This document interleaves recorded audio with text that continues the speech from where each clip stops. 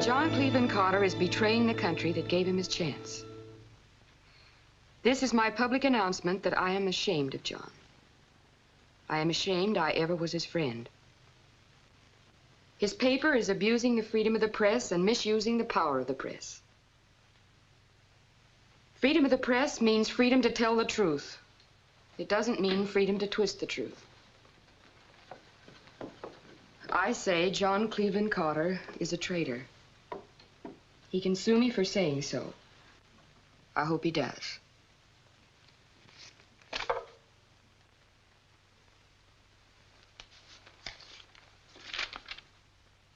Freedom of the press means freedom to tell the truth. It doesn't mean freedom to twist the truth.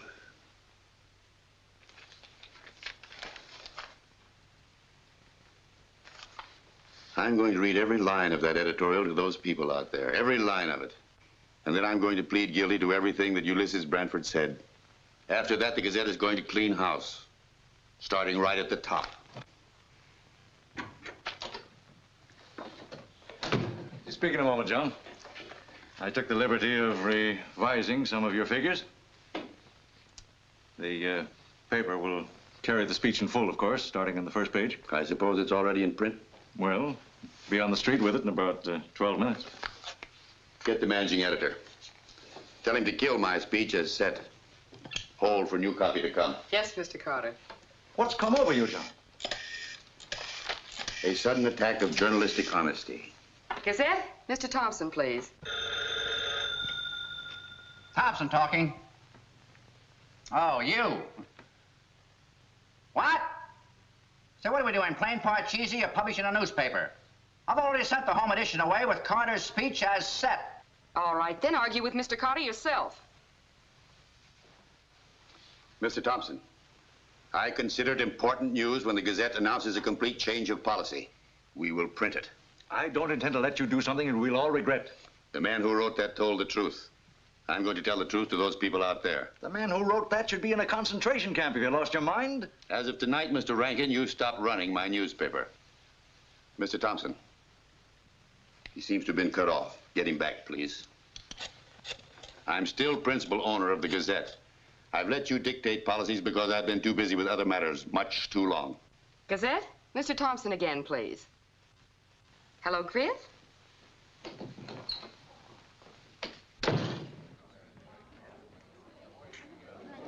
You were right, Eddie. You're always right. I've been a fool. From now on, Rankin won't have things his own way. They're ready for you, Mr. Carter. Good luck.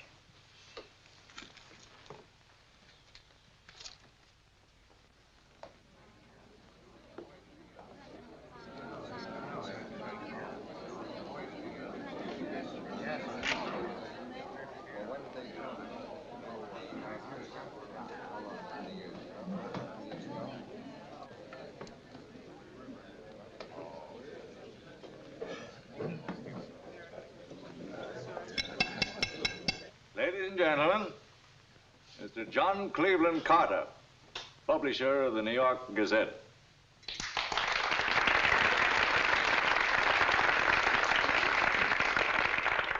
Ladies and gentlemen,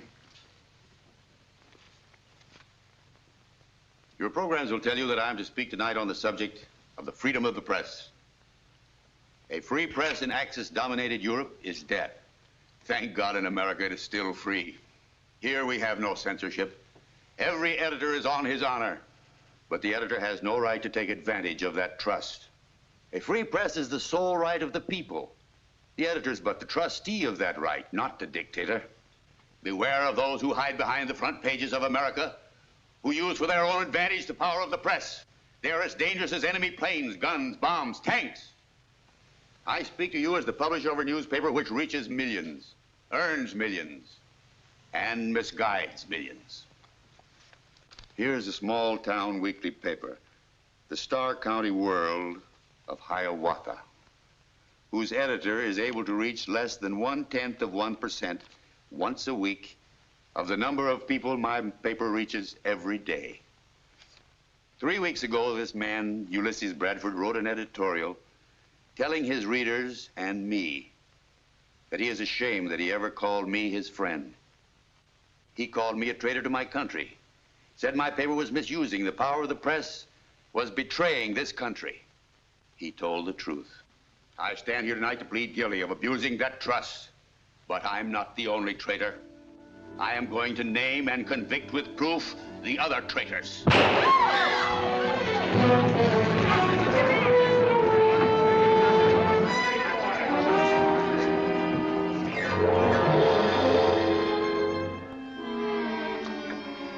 Mr. Rankin, Mr. Carter is able to talk to you now.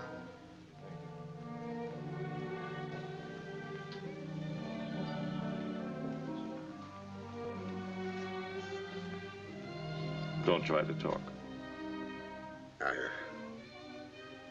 I've got things to say. More light.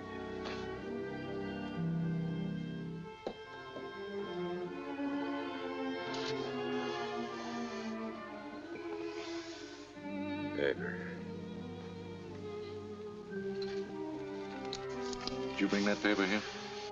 My orders.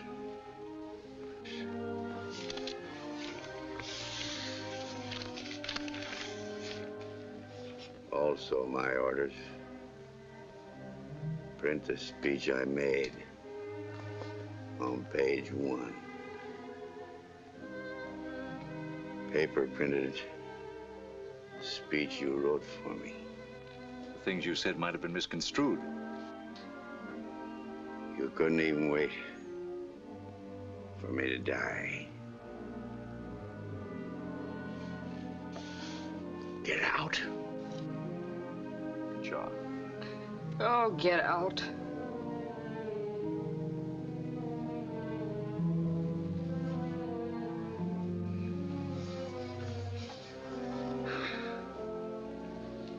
I think you'd better go now. Doctor, nothing you can do. Eddie, give me a pen, some paper.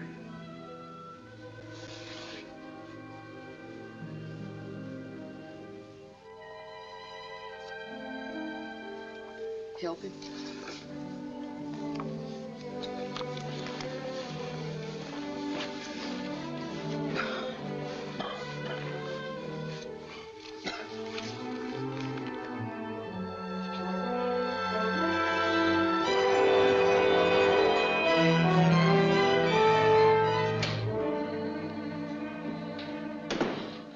All right, Miss Thompson. Fine. Circulation increase has been very satisfactory. Unfortunately, a publisher doesn't get killed every week.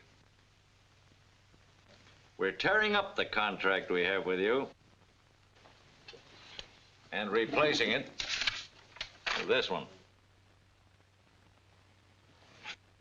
You'll note that in the new contract, every circulation increase of 50,000 or more means a cash bonus for you. Better have your attorney read that. This is all right. Good, we'll get along.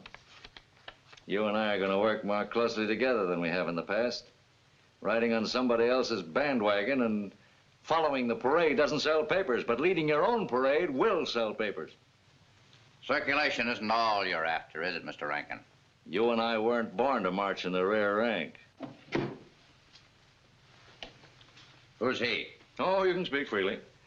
Trent's really one of the family. Matter of fact, he's just done an excellent piece of work for us. Since the police have failed so miserably, I had Trent and several private investigators go after Carter's assassin. Jerry Purvis? Yes. He worked for me. Yes, and was discharged as a dangerous radical and a constant troublemaker. Oh, he talked too much. Most kids like Jerry do. Kind of a half-baked idealist. Thinks he was born to die on a barricade, so he goes looking for a barricade. But he's not a murderer. I know he isn't. He couldn't be. Well, I admire your loyalty to a former employee, but facts are facts. Half a dozen witnesses made affidavits that Purvis threatened to kill Carter. He used vile and threatening language.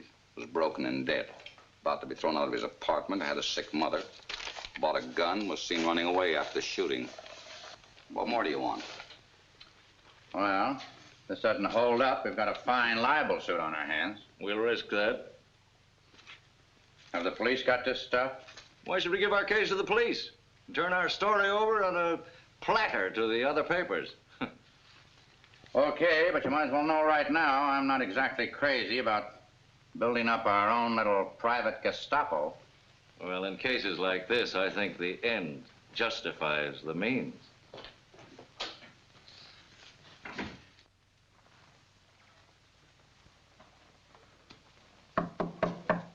Come on, open up.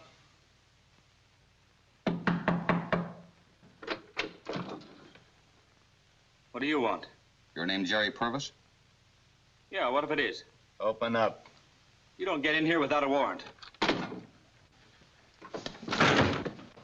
Hey, what do you think you're doing? Let go of me! My mother's in there. She's sick. Let her alone. Hey, what is this? What are you doing? What do you think?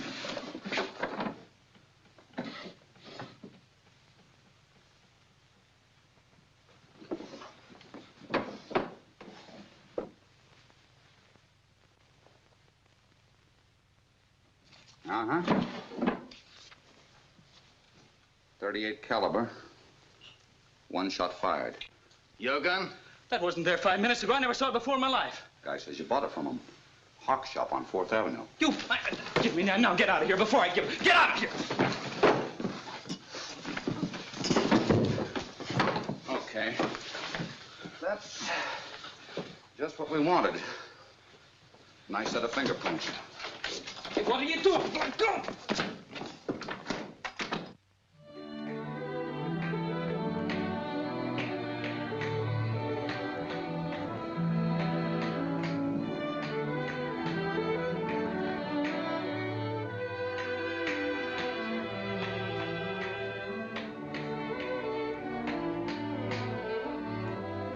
John Cleveland Carter is dead. Of the dead, speak only good. Or anyhow, speak as little bad as you can. Yep. He had only one fault, and it killed him. He figured you only run a newspaper to make money. Duchess ready to roll? What you figuring to put in that wide open space? Well, let me see. It'll take about a stick and a half to fill her up, I reckon. A short stick, and that's all. Unless we're using rubber type this week. Hi, ma'am.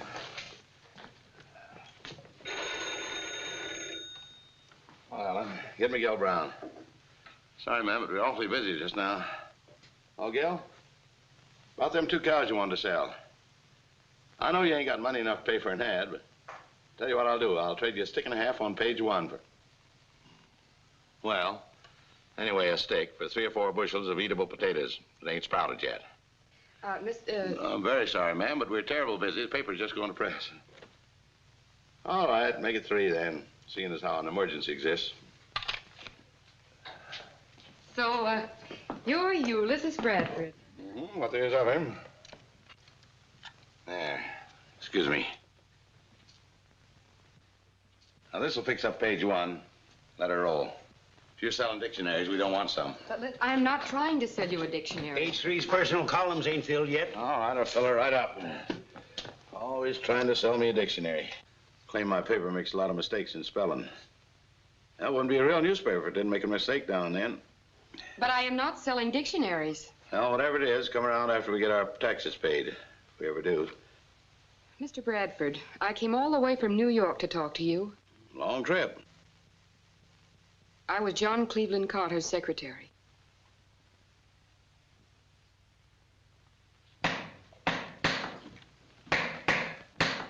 I live right upstairs. It's quieter up there.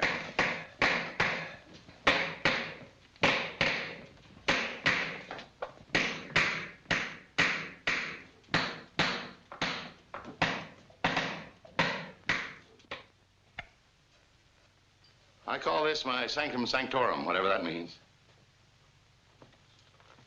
Oh, those are famous editors. Famous first pages. That's Charles Denny, used to be editor of the New York Sun. Horace Greeley, go west, young man. Those gentlemen are supposed to be an inspiration to me. Well, there ain't no harm in a mouse wishing to be an elephant, is there? Oh, you hungry? I'm doing my own cooking since my wife died. Pretty good at it, too. Some ham and eggs, maybe? A Denver sandwich? I cook with or without onions. Mr. Bradford, did you really mean all those things you said about Mr. Carter? He's dead now. Yes. But do you know why he was killed? Murder, though it hath no tongue, will speak. Shakespeare. Mr. Bradford, he was killed because he wanted to plead guilty to everything you said about him. Ain't the way I understood it.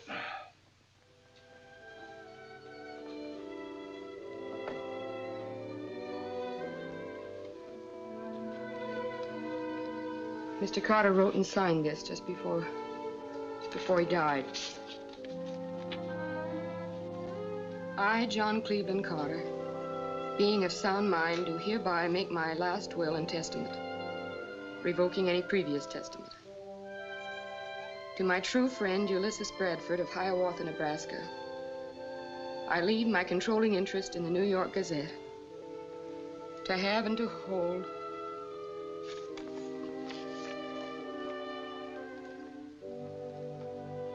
I hand back to him control of the newspaper his great-grandfather founded. Make an honest newspaper of the Gazette again, Ulysses. God help and guide you. Signed, John Cleveland Carter. Let's both sit down.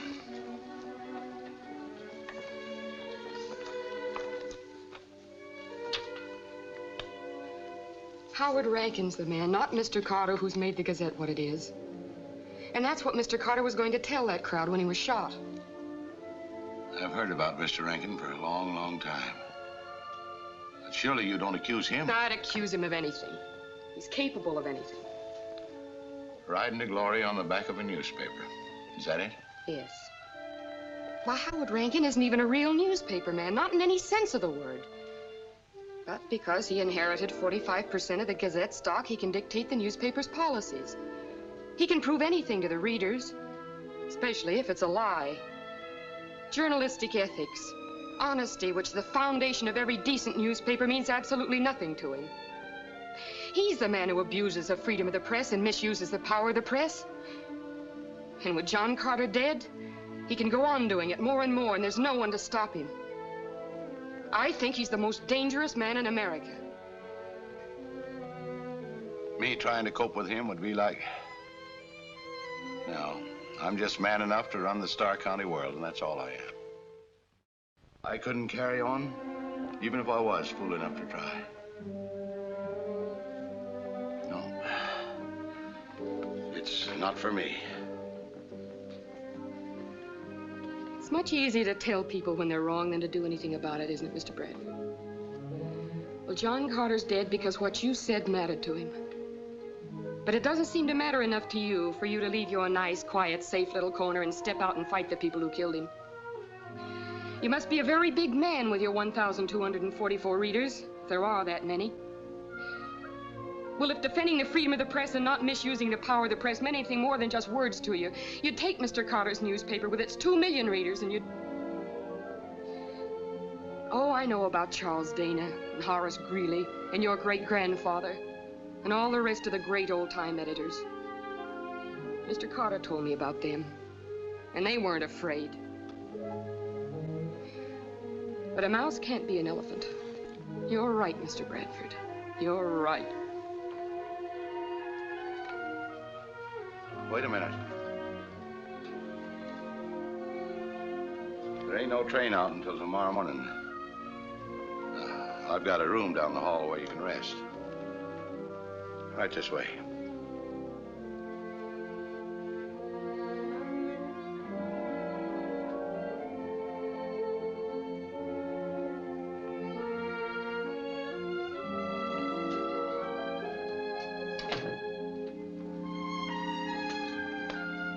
Oh, I just thought. I don't know your name.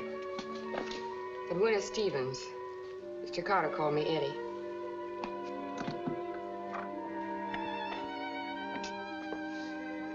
Good night. Good night.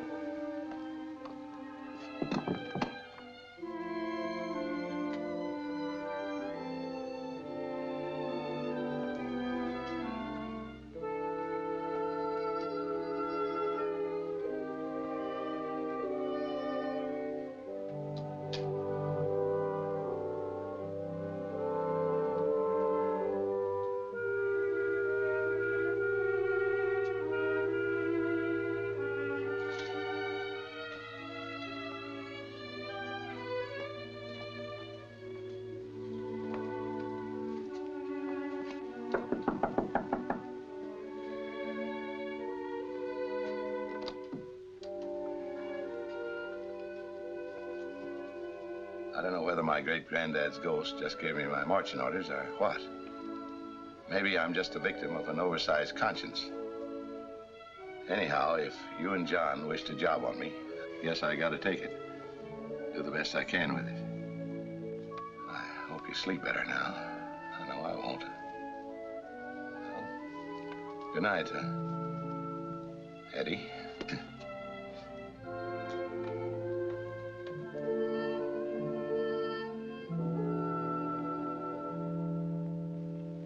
Memorandum from the publisher to all department heads.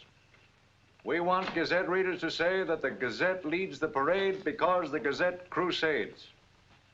Wherever we find anything we don't like, we're going to tell the public about it and smash it. Mr. Ulysses Bradford, this is Mr. Howard Rankin. I've heard of Mr. Bradford. What do you want? I got a kind of a letter here from John Carter that I think you ought to read.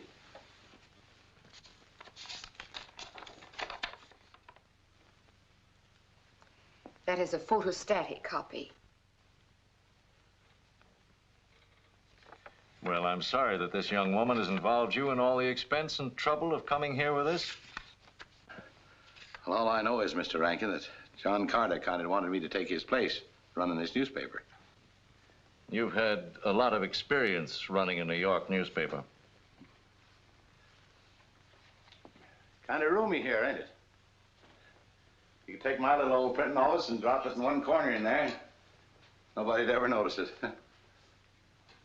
Charles Dana once said that all there was to publishing the paper was to buy you newsprint for enough less than you sell it for so that you could pay your bills and maybe make a little profit, if you're lucky. I always had an idea that New York was just a bunch of little hometowns kind of crowded together on an island. As far as I know, the same kind of people read the papers in New York as they do in Hiawatha. I'm just a small-town man, Mr. Rankin. I ain't ashamed to admit it. That you're a big man, and a mighty smart one, too. But I gotta tell you that I aim to try just as hard as I'm able to do what John Carter wanted me to. Well, I shouldn't like to have to say this in court, but Mr. Carter was not competent to make this or any other will at the time of his death. And this I can easily prove, if I have to. But you don't want to go to court, do you, Mr. Rankin?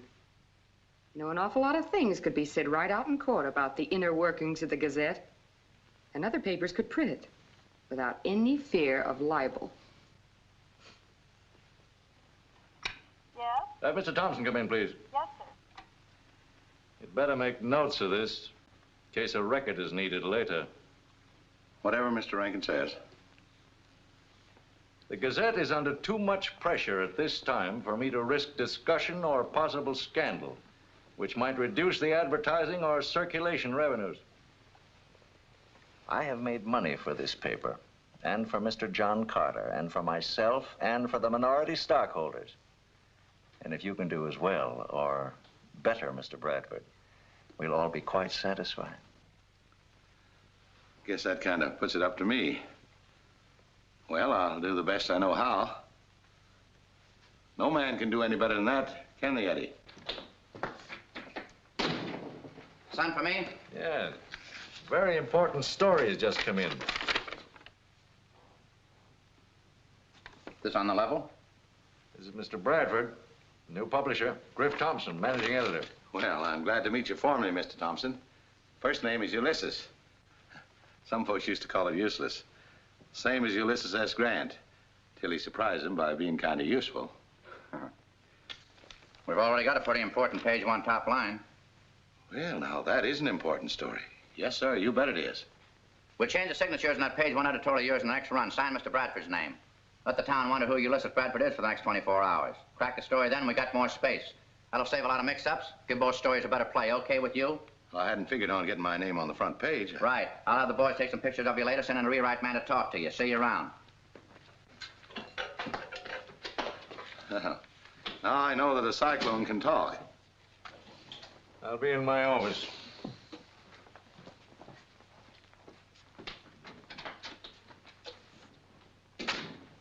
Eddie, Mr. Rankin hasn't even begun to commence to start the fight.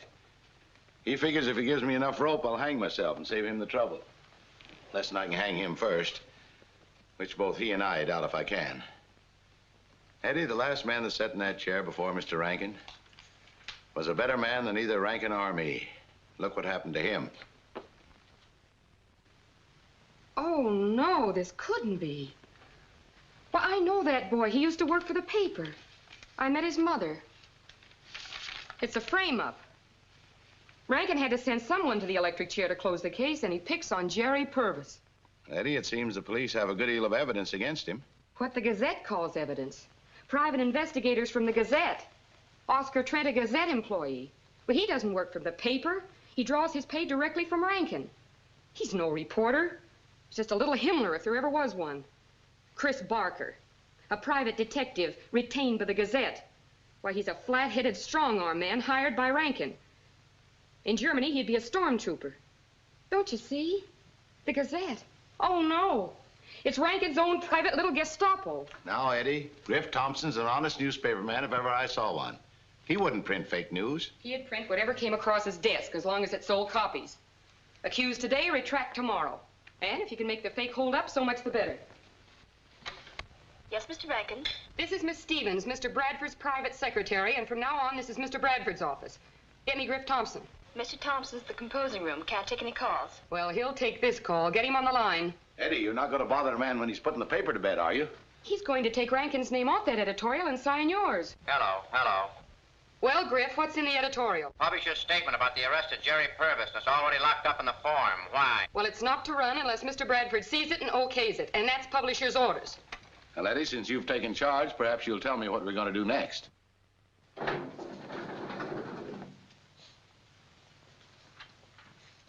Hello, Jerry.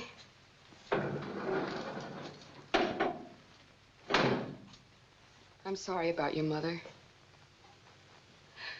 This is Mr. Bradford. John Carter was an old friend of mine. You know how I'd feel about the man that killed him.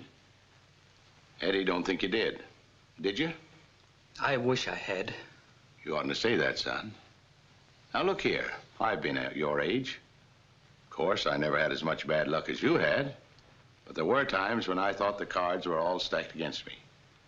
So I think I know just how you feel. Jerry, if there's anything you know, anything at all that will help you. You were a reporter once. You know how it is. According to the Gazette, you're guilty. So to a million other people, you are. The answer is to prove who is guilty. You can trust us. How did he get into this? Mr. Carter left him the paper. Ah, that Carter. It says here you made threats against him. Well, maybe I did. The Carter was printing phony news. Fake pictures and lying editorials like why are we fighting England's battles? Everything's wrong in Washington. And he said those things even after Pearl Harbor. And I called him an un-American heel, and he was. I said it was rats like him that were crucifying this country. So he had me fired. Okay, I'm a good reporter. But I couldn't get another job in this whole town. Carter had me blacklisted and... Now, what's the use? Killed my mother and they'll burn me. I'm riding the railroad straight to the electric chair, and there's nothing you can do about it. There's nothing nobody can do about it.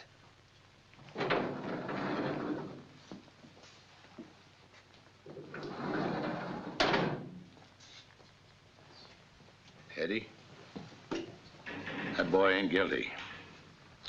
He's no murderer. I guess you've all read this morning's paper. So I guess you all know who I am, where I'm from, and how I happen to be here talking to you. You all know that I'm just pinch hitting for a better man. A man that should still be at bat.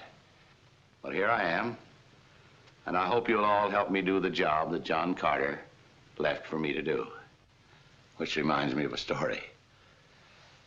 Story about a shipwrecked sailor who was just about to give up the ghost. Then he landed on the beautiful shore of a paradise island. He met a friendly native. The first thing this sailor says is, "What's the government of this country? I'm agin it." Now, folks, I think there's a point to that story that affects you and me and this paper and the whole country. The more I read our newspaper, the more it seems to me that we're again everything. And I swear I can't see where we're for much of anything. Now, folks, I think that's wrong. For example, a boy named Purvis is on trial for his life. Now, this paper put him where he is. Now, I don't know why we're against this boy, but we are. Or at least we have been up to now. I don't think a newspaper has the right to decide the guilt or innocence of anybody. Now, I've talked to this fella, Jerry Purvis, and personally, I don't think he's a murderer. Of course, that's only one man's opinion, and that's all it is. This newspaper seems to have been doing the same thing to Jerry Purvis that it's been doing to a lot of other people, probably more important people, and to this whole country, which happens to be at war. Now, folks, I want to see if we can't do things a little different from today on. I don't see why we can't get in print both sides of the story about who killed John Carter, who really killed him. I don't see why we can't get in print both sides of every story, an editorial, and column, an article that goes into the Gazette. Folks, all I know is that freedom of speech does not mean freedom to aid the enemy. An enemy that has stopped every kind of freedom in every country that he has touched so far. Freedom is dynamite and has to be handled with care. Stop freedom of speech in this, our free nation? Limit the freedom of the American press? No. But I don't think we want anybody on this paper who fears democracy more than he or she fears Hitler. Mr. Bradford, are you putting a ban on constructive criticism? Constructive, no. Destructive, yes. Just how do you define the difference? I'll ask you. Is this constructive criticism? Churchill schemed and stalled till he dragged us into England's war. Who bombed Pearl Harbor? Who bayoneted the Filipinos? Who bombed the American hospitals on Bataan Peninsula? Here's another one. What were American troops doing on the Dutch islands, anyhow? I'm surprised some one of you hasn't asked in his column. What business did the Hawaiian Islands have being in the Pacific? What business did Jimmy Doolittle have flying over Tokyo? Now, folks, I don't call that constructive criticism. I call it poison. I call it aiding the enemy. I call it treason. Well, folks, that's about all I've got to say. Thanks for listening so patiently.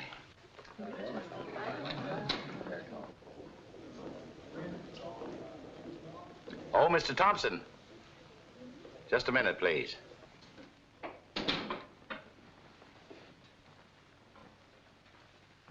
I congratulate you, Mr. Bradford. I'm anxious to see the result of your policy. Oh, thank you, Mr. Rankin. I appreciate that coming from you. I do indeed. Where was that?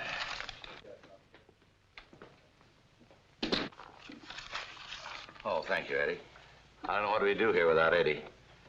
I want us to print this on the front page of every edition today. You know, the thing that bothers me most about Mr. Rankin, he's sincere. Someone said, I don't know who it was, that all the great traitors of history were sincere men. That they believed in their own hearts that they were patriots. Thought you and Rankin buried the hatchet. Oh, we did. Crackpots and cranks won't have Jerry Purvis. That's all this will get you. To whom it may concern. That's a terrific headline.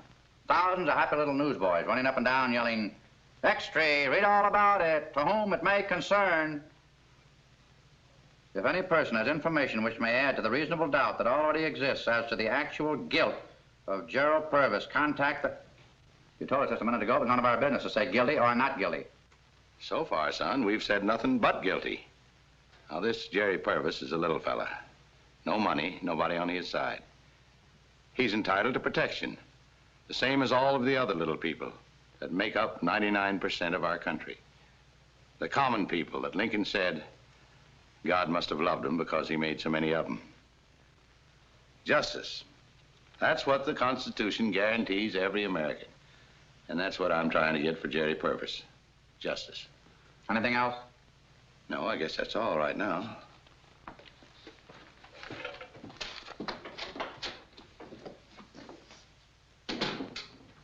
You know, Eddie, if he'd just be himself a minute and stop being a managing editor, he'd be on Jerry Purvis's team, same as we are. He has nothing personal against the boy.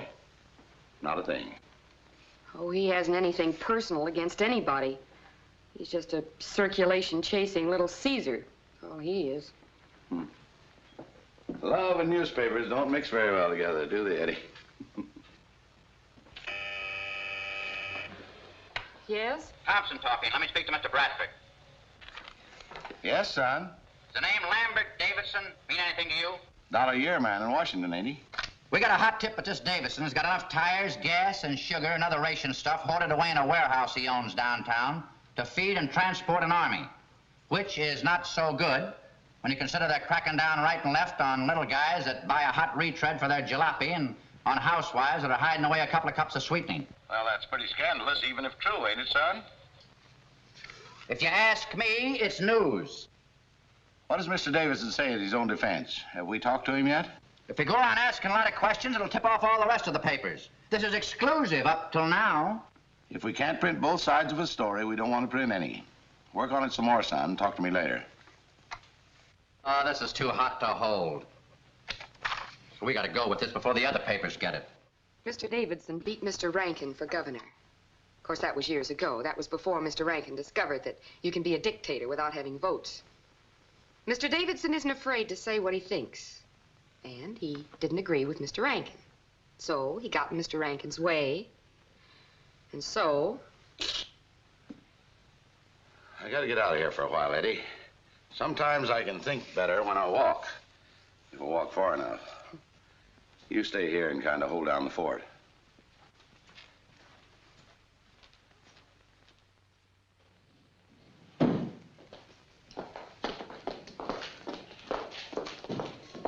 Say, mister, I want to see the publisher. Yeah? To whom it may concern. That's me. Yeah? Why? I got a big scoop for the paper. Scoop? I don't know. This is Jerry Purvis. Just a minute. He don't kill Mr. Carter. Just a minute. No, sir. How do you know he didn't? I'm his alibis. Where I find Mr. Ulysses Bradford. So I tell him. Mr. Rankin. Mr. Rankin, could you come here a minute? This gentleman wants to see Mr. Bradford. He's got an alibi for Jerry Purvis. That's right. That's right. I don't know who killed Mr. Carter, but Jerry Purvis don't. No, sir. How do you know he didn't? See, I got a cigar store. Selling newspapers, selling the Gazette for many years. This is Jerry Purvis. He's come to my store 2, 3 times. He say he used to be a reporter for the Gazette. So we talk. Only the last time he was there, he talked very bad about the Mr. John Carter. So I throw him out. But he's in my store right when Mr. Carter got killed. So he don't kill Mr. Carter. So he's got to have a justice. Yeah, that's right. Mr. Trent will take you to the publisher. Oh, thank you, mister. Thank you. Say, maybe I get my picture in the paper, you think? Yeah, if you're lucky. Say, I'm always lucky since I've been an American citizen. Yeah. We'll take a little elevator ride. Publisher's upstairs. Oh, yes? All right.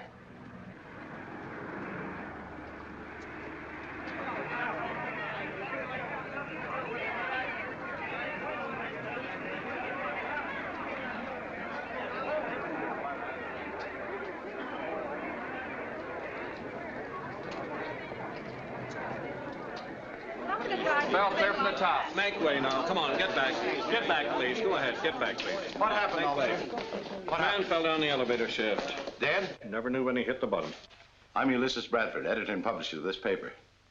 Have you any idea who the man was? Name was Tony Angelo. Had his naturalization papers on him, registered in the last draft. Ran a cigar store over at Avenue B, according to stuff in his wallet. Followed the races from the look of this. Had to pry that out of his hand. Funny. Follows a city block, but won't let go of the racing tips. You mind if I take charge of these? Maybe I can do something for the poor fellow's family if he had one. No, I can't do that, Mr. Bradford. Well, maybe I could go along with you. I'd be glad to help if I could. Well, why, sure.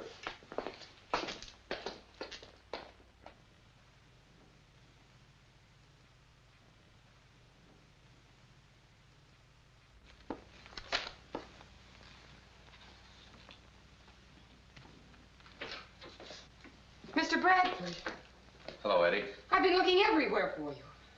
Went over to the police station. A man named Tony Angelo fell down on the elevator shafts here in the building and was killed. I was just trying to check up on him and his family and so on. Didn't find out much, though. Got to do some more investigating later. Tried to locate you last night. I called your hotel room till way past midnight. I didn't get in till 3 or 4 or something like that. Did you see last night's special extra? Or any extras today? No.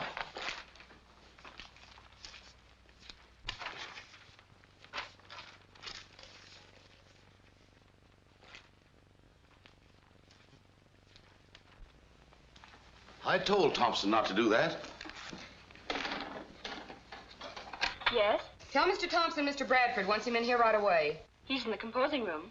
I don't care if he's in Timbuktu. Tell him to come in here. Look at the story, Mr. Bradford, not just the headlines. Statements continued to pour into the Gazette office today, following the Gazette's exclusive expose last night, as aroused citizens demanded Davidson's removal from his post in Washington. But we don't say who accuses him. We don't quote him at all. Who accused Jerry Purvis? Sent for me? Yes? Thompson talking. I'll take my calls in here for the next few minutes. We've broken every street sale record in history up to 10 this morning. That's page 1 for the next edition. Running 300,000 extra. Feel proud of yourself, don't you? Riot threatened as citizens rise in hoarding scandal. Is there likely to be trouble? Well, there will be as soon as that hits the street, which is exactly the idea. We print what happens. You mean we make it happen? A son? Seems to me there's a law against inciting a riot. And that's what I'd call that headline. Look, Mr. Bradford, you edit and publish to your heart's content. But I run the news pages. Is that clear? But we're not printing both sides of the story. Mr. Thompson? Yes? City desk has a flash. Rush call to police headquarters from Davidson's warehouse. Call circulation. Special crew to handle street sales. Tell makeup to set up for action pictures to follow. I'll be in my office.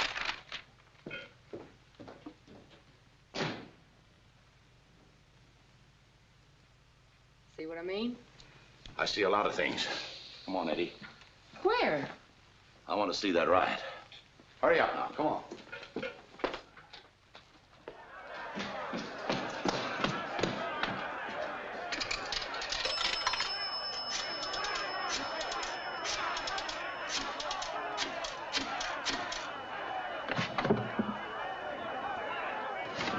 Pringle talking. Get me Griff Thompson, quick. Thompson talking.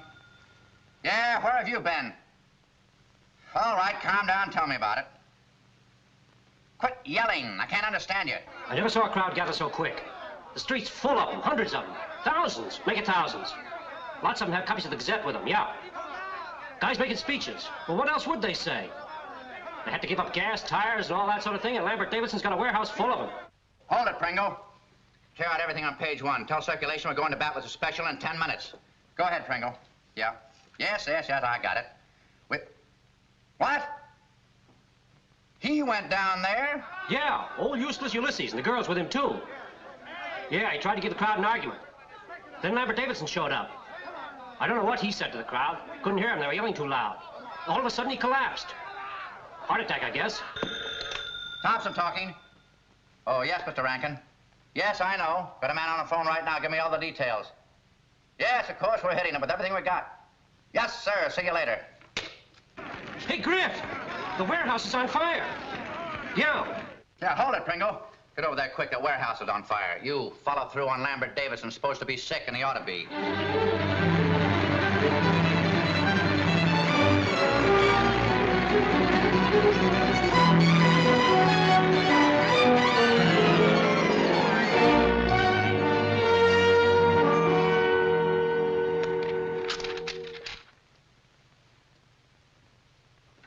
That'll do for the final run. Clear page 2 for a photo layout for the final home. Thompson talking. Oh, go ahead. Washington Bureau calling. Yeah. Now, wait a minute. What is this, a good old coveroo? Yeah.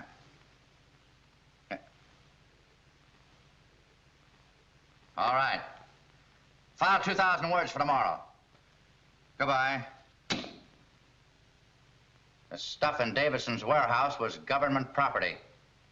Secret stores for a special Army task force that was to sail under sealed orders the end of this week.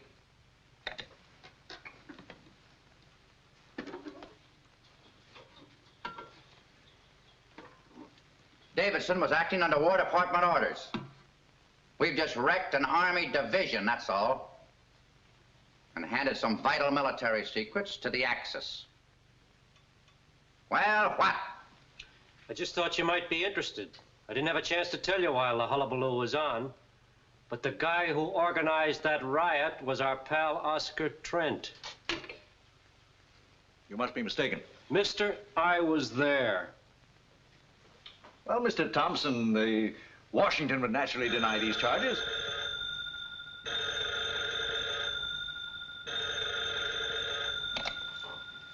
Thompson talking. Oh, you. Lambert Davidson just died. Heart failure. First Mrs. Purvis and now Lambert Davidson. How does it feel to kill an old woman and a great man?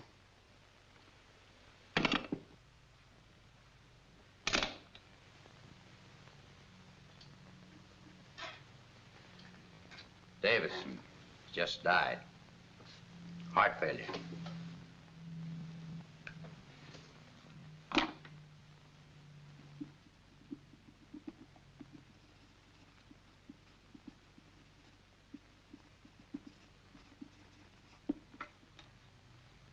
Mr. Thompson, I very seldom dictate headlines.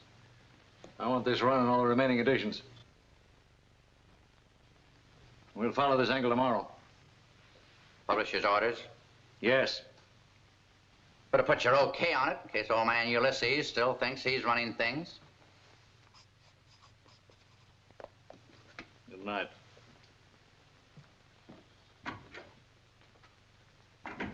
It was Oscar Trent who put the finger on Jerry Purvis.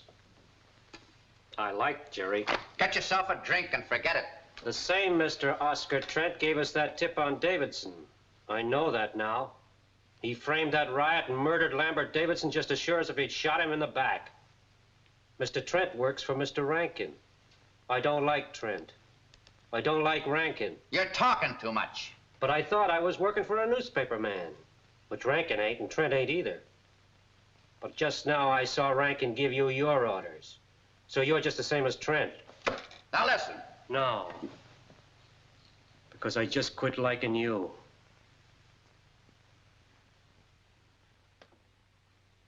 Lambert Davidson's only crime was that he was too decent to fight back at the slander and lies. I'll be with you in just a minute, Mr. Rankin. I'm dictating an editorial. Now, you all know that he was one of our Mr. finest... Ulysses Bradford? Yes, sir? I have an injunction order to serve upon you. Pending the judgment of the court, Mr. Bradford, I am resuming control of the Gazette. All right, Mr. Rankin. And of course, you'll postpone the trial for weeks or months, knowing that Mr. Bradford doesn't have the money to fight you. Well, it looks like I'm late, eh, Eddie?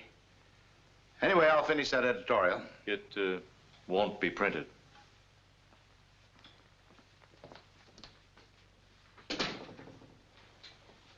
Well, I didn't last long, did I, Eddie?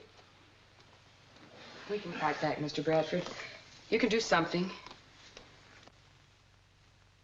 remember when you came to see me at Hiawatha? I told you then I wasn't man enough for this job. I should have stayed home. I should go home now, where at least I have a chance of fooling some of the people some of the time. I haven't fooled anybody here, not even myself. Are you going back on Mr. Carter? And Jerry Purvis and Lambert Davidson? And the people?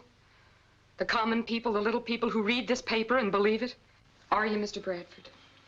Like when a smart lawyer asks you that trick question, do you still beat your wife? Answer yes or no. What can I do? What can I say? I got up to bed all right, but I struck out with the bases loaded. Now I don't know. Hello, son. It's about the paper. Don't ask me. Ask Mr. Rankin. For your information, I just told Rankin to get a new boy. In other words, I quit. Just came in to say so long to you, Mr. Bradford. Oh, yes. And you. What's funny? You are. You came in here expecting us to pep you up.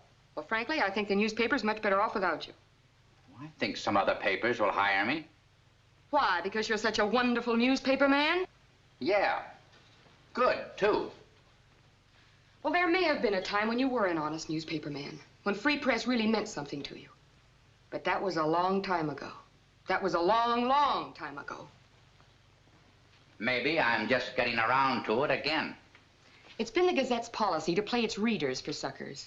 Well, every day you've been Rankin's sucker. But you don't know about that. You're too smart. I'll tell you something funny. You're right. You bet I am. Why, you aren't even a managing editor. You're just a high-priced mouthpiece. Rankin pulls the strings and you jump.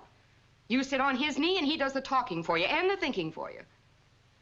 You like to call your readers saps and suckers. Well, you've been sap #1. Playing on the prejudices of stupid people. Trying to make them lose their faith in democracy. Trying to make them hold up their hands for chains. The only difference is you get paid to be a sap. Rankin's mouthpiece. Shut up. If anybody's gonna call me a sap, I'll do it. You hear me? I'll do it. You're not telling me anything about Rankin and myself I don't already know better than you do. Why do you think I quit? Because I finally got my eyes open. Because I want to get Rankin and get him good and quick. We think it's too late for the worm to turn. We guess we're not even interested. Why not? Your hands aren't tied.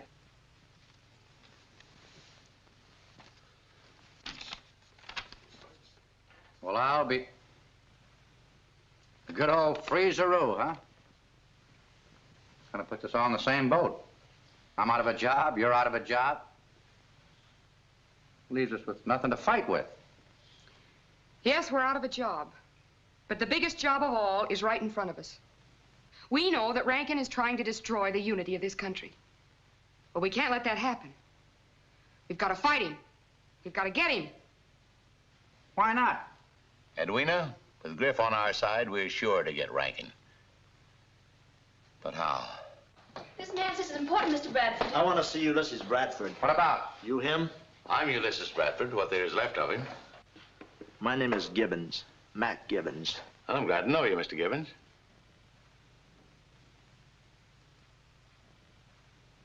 Where did you get that?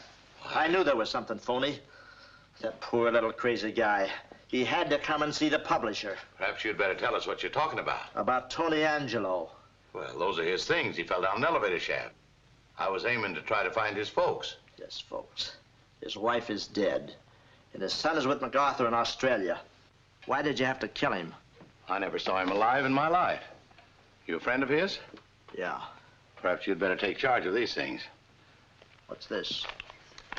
Looks like Tony used to bet on the horse races. Tony never bet on a horse in his life. And this ain't Tony's writing. Relax. Why did he want to see me? He was going to give you a scoop for your paper.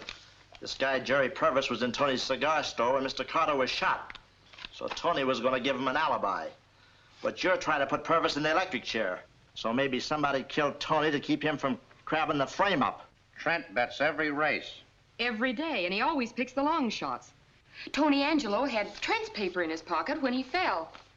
And you took that paper away from Trent right before the riot. Eddie, don't forget to remind me to raise your pay if I ever get back where I'm able to. What do you think, son?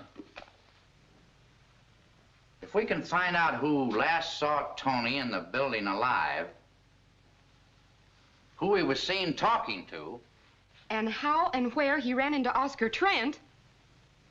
Come on, we're going places.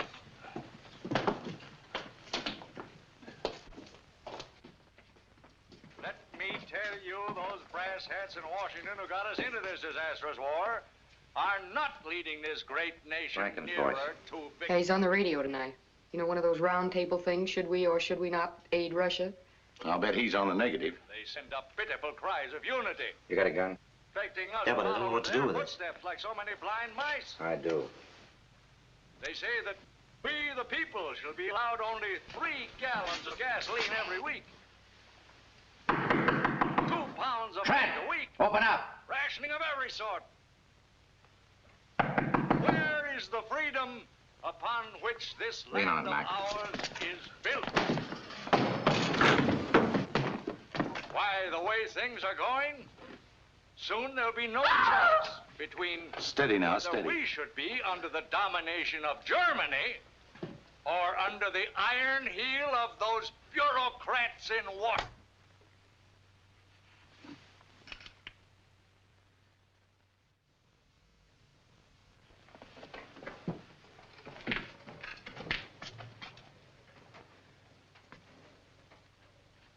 No powder burns. Would be if Trent actually shot himself.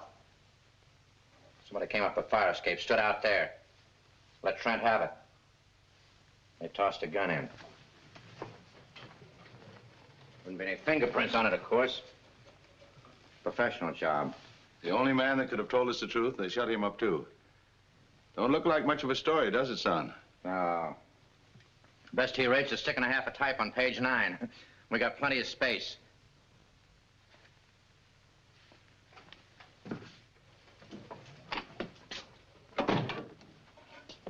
Hello. Hello. This is room 310. Get me the Gazette on the phone. Yeah, and stay off the line while I'm talking. That radio shindig goes on about 8 to 9. On the stage in front of an audience. Now 8:32. Trent couldn't have been shot much before 8:10. That means that Rankin's torpedo hadn't had a chance to report to the boss yet. So Rankin can't be sure that Trent is dead. You get... Hello. Gazette? Well, what's the matter? You sleeping or writing your memoirs? Yes, it's Mr. Thompson. Get me photographic. Try and stay awake from now on. Joey, this is Griff. Come over to Blake Hotel, room 310. Hop on it. Bring plenty of flash bulbs. Right. Tony have a lot of cop friends? Plenty. Can you rustle up 2 or 3 might be off duty tonight? Mean are looking the better. Get them over here, in uniform. Come on, fast. Step on it.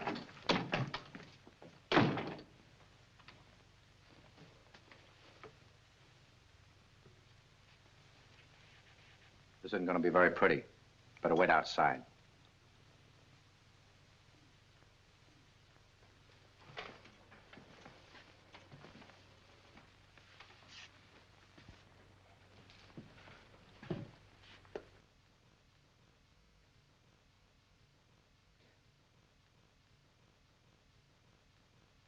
The whole story's right there in the paper, Mr. Rankin. Trent talked his head off.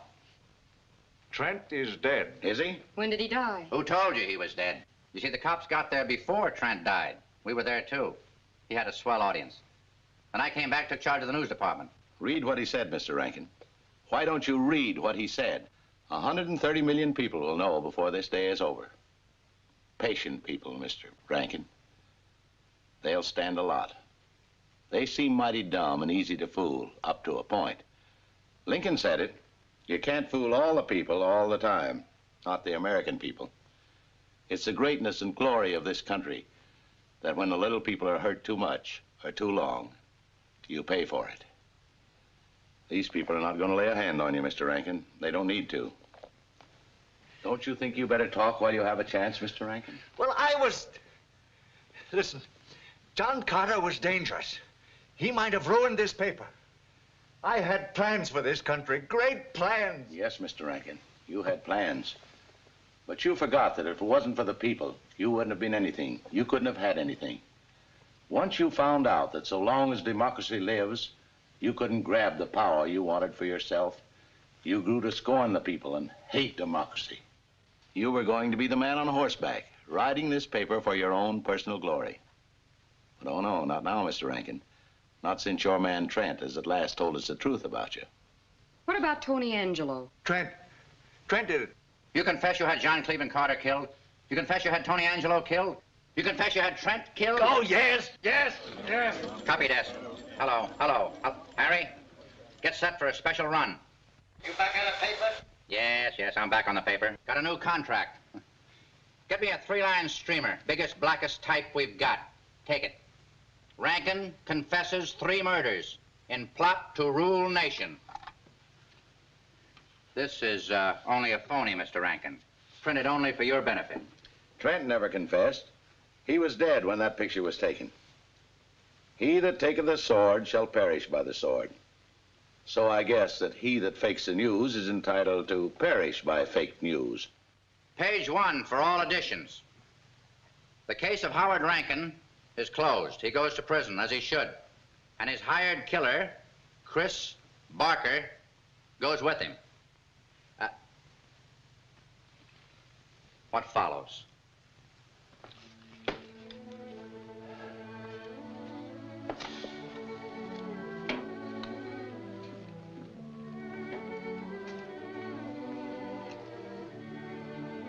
These men will pay the penalty for murder.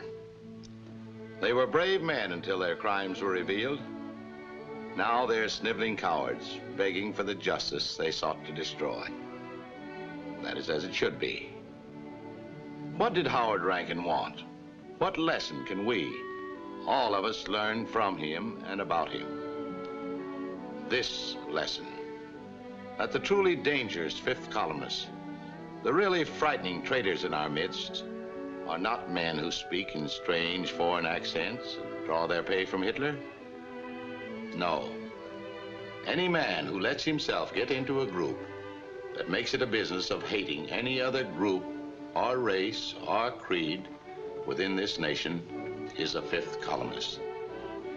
Any man who practices discrimination in this of all times, who stirs up dissatisfaction and unrest, who blocks our road to victory and peace for his own vicious purposes, is a traitor.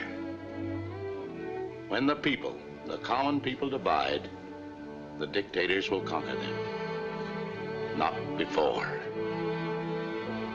Let us pray that the people may triumph, and may God defend the right.